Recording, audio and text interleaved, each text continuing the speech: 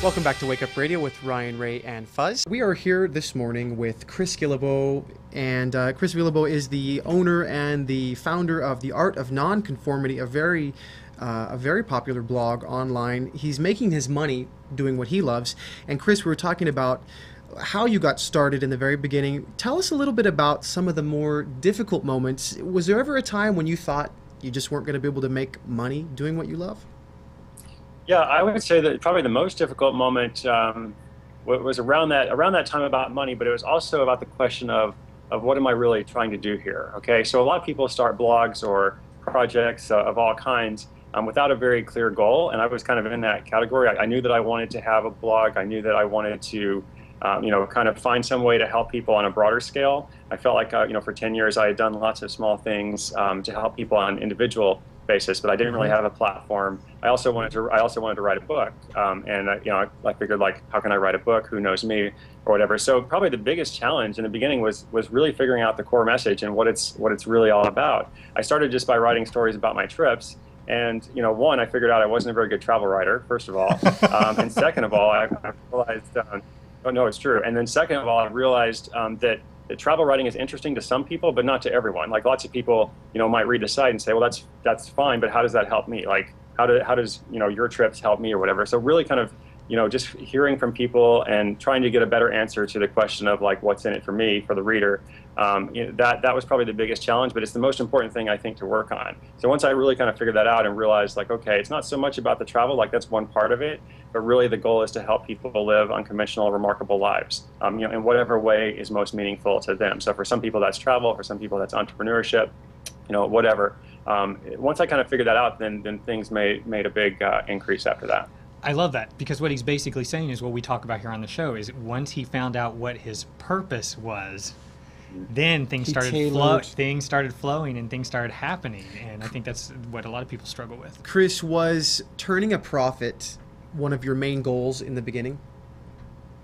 Not at all. I would say my main goal in the beginning was influence and readership, and I had done a lot of different businesses before, but as I said, like with this one, I just wanted to be a writer. I would say the main goal was I want to be a writer. I want to write a book. Let me establish a platform that will hopefully, allow me to do that. And then the money-making thing kind of came, secondly. And of course, I'm pro-entrepreneurship. I'm pro-wealth. I think it's great to start businesses. But in this case, it really was the case where, I wanted to focus on the writing and the community building, and then the business thing kind of came alongside afterwards.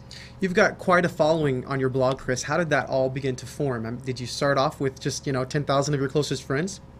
Yeah, well, I didn't have 10,000 friends. If I did, I would have definitely invited them to tag along. No, I started with all of my friends, as you say, with everyone I knew. I felt like this was an important project for me, and so when I launched the blog, I wrote to everyone I knew and said, this is what's going on, and can you help me make it better? Can you help spread the word about this? And then, from there, I wrote to authors whose books I had read. I wrote to other bloggers that I liked.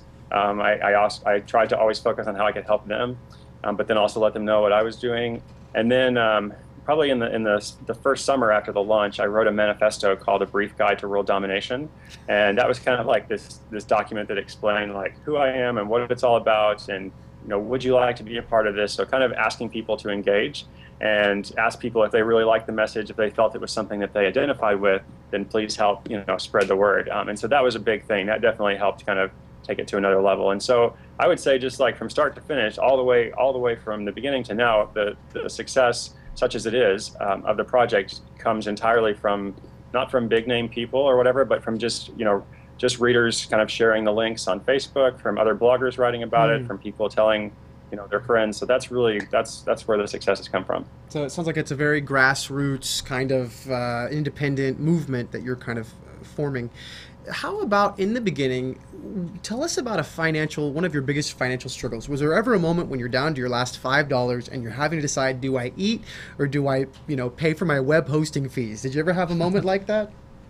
Well, the good thing about this business is it's a very, very low-cost business to be in, right? You're basically producing content. So when we're talking about web hosting fees, like, it might be different for a TV show, but for an average blog, I mean, doesn't cost a whole lot. So this is the good thing about this kind of work is if it goes south, if it doesn't work out, Well, that's unfortunate, but you're really not going to lose a lot of money. It's not like you have to take out loans or put money on your credit cards to do this. This is something that I just kind of started because I wanted to get the message out. And I just figured, like, I've been an entrepreneur for 10 years. I can always find some way to make a living from it. And I didn't even intend, to make a living from the project until, like, that became a possibility. So I never got down to my last $5. But as I said, with this kind of business, you don't really have to be in that situation, which is good. But was there ever a moment in which you wanted to throw your hands up in the air and say, what am I doing? I'm just not getting enough followers. It's taking too long. This is... Sure. Well, I mean, there's lots of uncertainty, and I still have uncertainty about different things. Right. No matter what level you're at, there's always somebody with more followers or more money, more exposure, whatever, so it's entirely relative. So lots of, and in terms of the travel, talking about visiting every country in the world, there's lots of times where I thought, like, I've been to 100 countries. That's pretty good. Maybe call it a day. But that's no fun. That's no, like, the goal is to visit every country, right? And I would say probably what sustains it, what sustains the whole process for me is the feedback from the readers, from the small army that I call them. And they write in from all over the world, and they tell me their stories of what they're doing and their big projects, and how the site has intersected with their goals or something. So that provides an incredible motivation. So these days, whenever I feel like, tempted to give up or whatever, I just kind of read the emails. I say that I get paid in emails.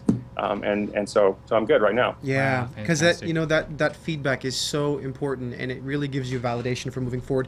I want to find out, Chris, what your core motivation is. What is the real reason for doing what you do? When we come back, we're going to take a quick break. Stay with us for Wake Up Radio.